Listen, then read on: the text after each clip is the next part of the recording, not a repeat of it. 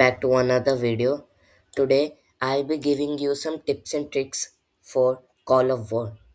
If you are a beginner, this video is especially great for you as many new players make mistakes that I'm going to discuss. So let's get started. First of all, that this is actually the biggest problem that beginners tend to make is that they don't build industries. For that, what I mean, let me explain. As you can see, if you ever go to any city or maybe even any province, if you go to the left side of this card, you might see its daily production. As for example, here Berlin makes 10,000 oil, 10k oil daily. Okay, so new players think that this is the base amount and you cannot change that, but actually this is not true. I'll explain you why. See, thing is that you can actually go if you go down, if you do, ignore all these and go down, you might say industry. When you go over here, the industry you can read this. The industry increases the production rates of resources in this money.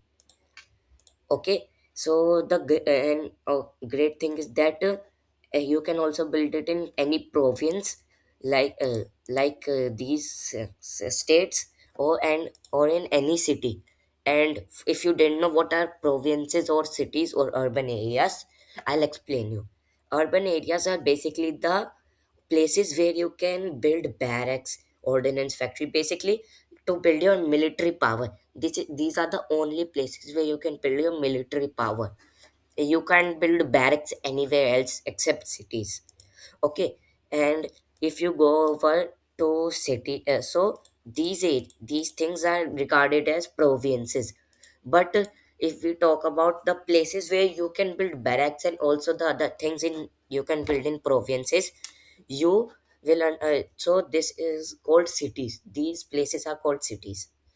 And also one thing, that whenever you ever start a match, like literally the first thing you should do as joining any country is go to your cities and start building industry. Now you may say that you can also build in provinces, but thing is that cities actually provide much more amount of resources, to say they provide much more resources than provinces. uh, that's also a very important thing to note down. Second, I would like to say is that always keep researching.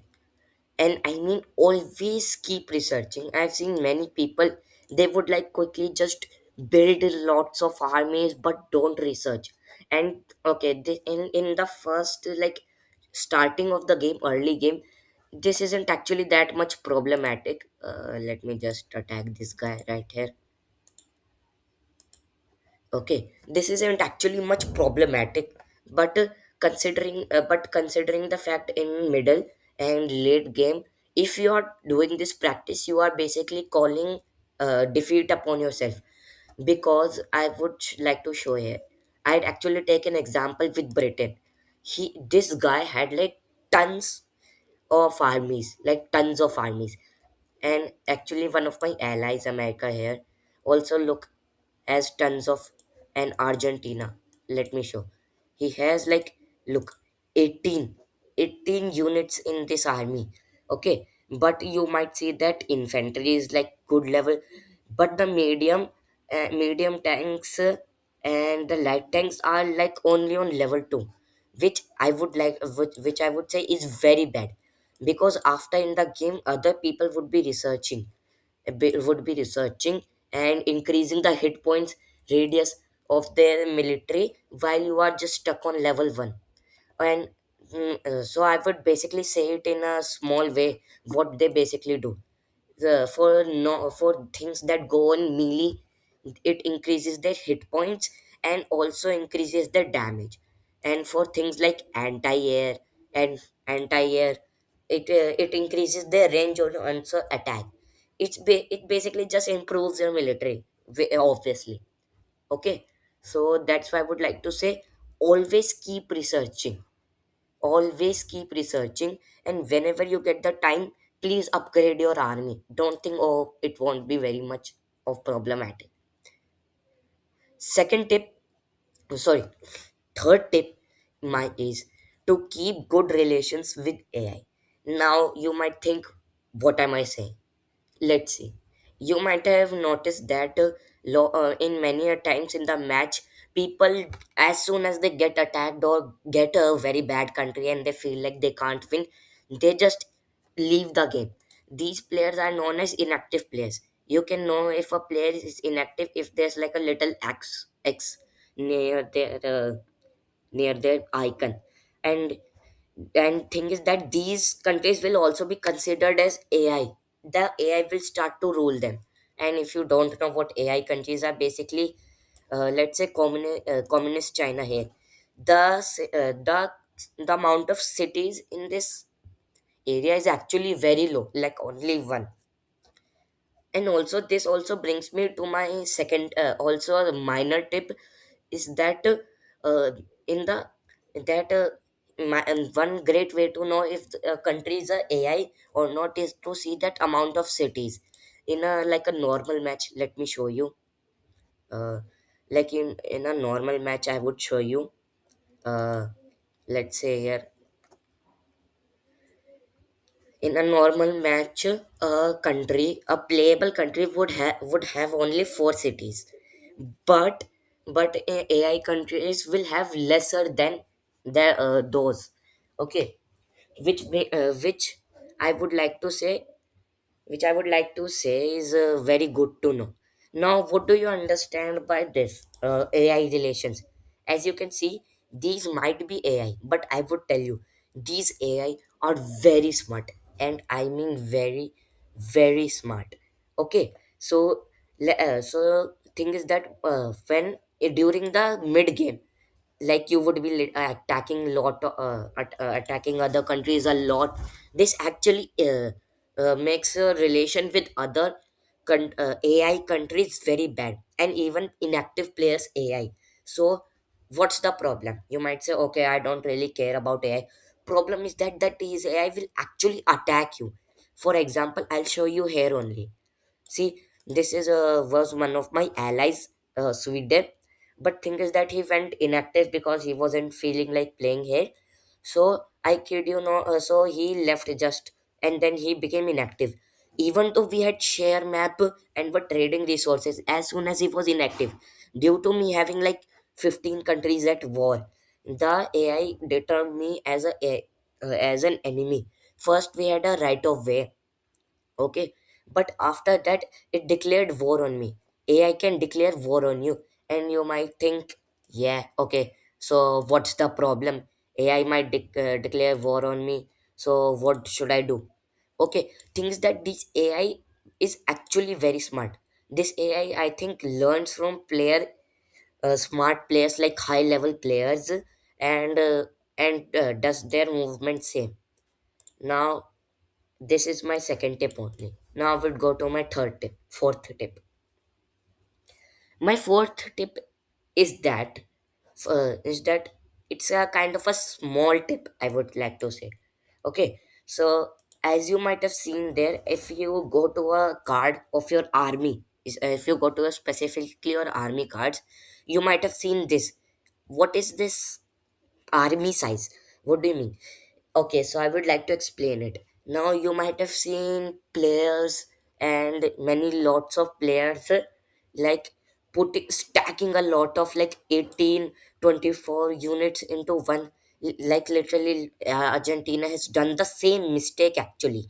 He has put more than 10 units into a single division.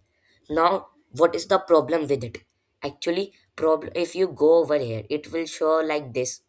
Okay, first of all, it kind of gets problematic because in Call of War, in a division, division moves at the speed of the slowest unit.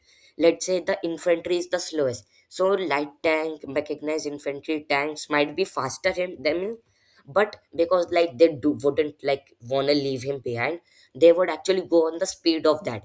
So that is actually also problematic. So so if you go over here and see, it says 10 most powerful units deal damage, additional units deal no damage. So you're also wasting a lot of hit points on your units. Like if you would stack 11 infantry units, let's say I have like 11 fighter wings, okay, 11 interceptors. So only the 10 interceptors would be able to deal damage. The 11th would only be taking damage and would deal no damage to the other one. And also in the late game, it is also kind of useless. Tip number 5, this is a kind of a small tip, I would like to say, but I've seen many a times people do a thing like where they would like if they do like things like they're autistic and segregate make divisions of purely one unit. Like let's say I have a tank division right here, they would only have heavy tanks or light tanks, and if they're making an infantry one, they would only have infantry and nothing else. And I would like to say this is actually the worst thing you could genuinely do right now. I would why you would might ask. See, thing is that if you go to research, why do we see so many types of researchable infantry tanks is is for adaptation for fighting against them. You're supposed to actually make a mixture of army. I will show here an example. See, I have two artillery, one heavy tank, two medium tank, one tank destroyer. Here you can see that uh, there's anti-air and anti-tank, anti-air commandos, infantry, special artillery. See, you're supposed to make a mixture so you are more adaptable. Let's say you have like 10 heavy tanks into a single division. You might think you are unstoppable, but as soon as you encounter like enemy with only two anti-tank units, you're suddenly cooked. So that's just what I wanted to say. Now I would go over two small tips. These were, I think, in my opinion, major tips that impacted your game very much. Now I will go on to minor tips that wouldn't affect them so much. Okay, my first minor tip is that you should, as soon as possible, join any coalition or make your own coalition. If you don't know what a coalition is, it is basically a team of people. Let's say I have a coalition of Turkey, me, and Italy. As you can see, what it basically gives you, it's basically like a team. Let's say the Axis allies, you could build that. Now, what now you might say, what is the actual point of it? You are like just playing with other people. I mean, you might know the fact that it will be easier to invade other countries. Okay, so yeah, that's it.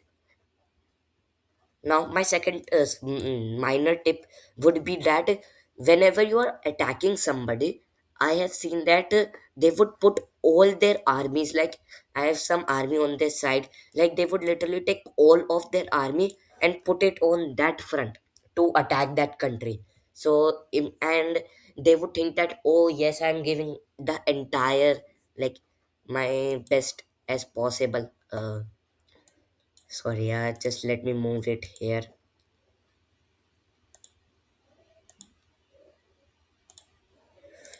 Okay, now you would just think that, yeah, so what? I would like be able to give my best. See, thing is that in the starting game, it wouldn't be of much of a problem. You can go fight with the army, but in the mid and especially late game, that is the very bad thing you can do, because chances are that player might be in a coalition like me. As you can see, Britain was in a coalition. Thankfully, I had talked to Mongolia earlier to have peace. Okay, and the see Britain. See, thing is that Britain's allies weren't that good, so you also have to see that. Okay. See, thing is that if you might attack it with your full power and like keep this, like you can see here, my entire Russian area is completely empty. So let's say Mongolia suddenly decides to attack me. By the time I would have reinforcements, it would cover a much part of my area. Okay, so that's why. As you can see over here, my ally Italy, he has done a really good thing.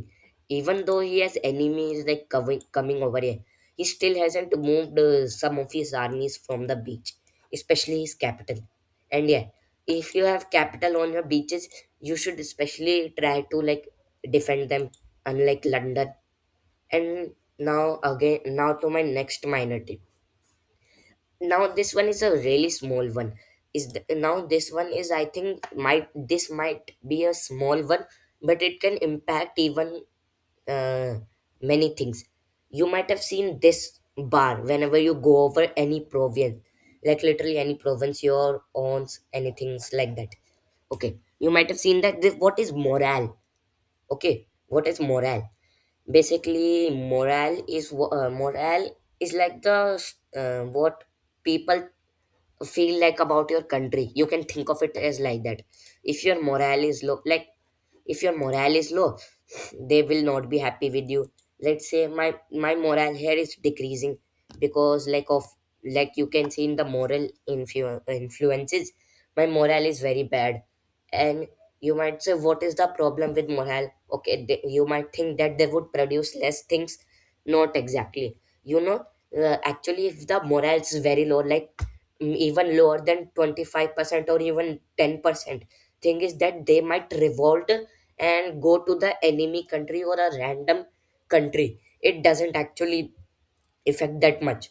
And also that if you ever captures any country's capital, that country's the one country's you captures capital, it their morale will actually grow lower and your morale will be higher. So yeah, that was all my